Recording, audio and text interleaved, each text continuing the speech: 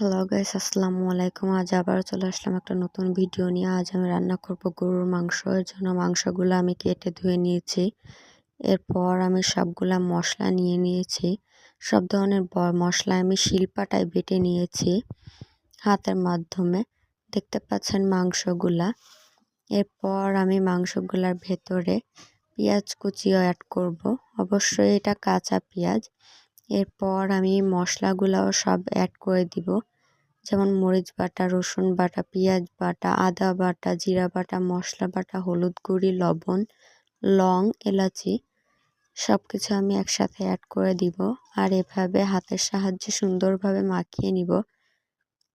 এরপর আমি চুলায় কড়াই বসিয়ে দিলাম এবং কড়াই পরিমাণ মতো তেল অ্যাড করে দেব। তেলটা দিয়ে দেওয়ার পর দেখতে পাচ্ছেন আমি পরিমাণ মতো তেল দিয়ে দিচ্ছি।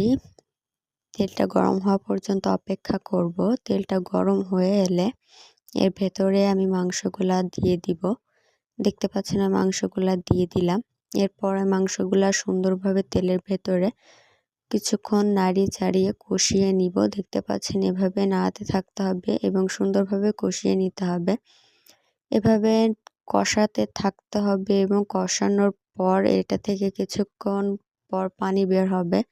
এরপর আমি আলুগুলাও অ্যাড করে দিলাম এবং আলু এবং মাংসগুলা সবকিছু সুন্দরভাবে আবারও কষিয়ে নিব। দেখতে পাচ্ছেন মাংসটা থেকে কতটা পরিমাণে তেল ছেড়েছে এবং মাংসের কালারটা কত সুন্দর দেখাচ্ছে। এরপর আমি চুলায় একটা প্রেসার কুকার বসিয়ে দিলাম এবং এর ভেতরে পরিমাণ মতো পানি দিয়ে দিলাম। অবশ্যই গরুর মাংসটা প্রেসার কুকারে দিলে দ্রুত সেদ্ধ হবে।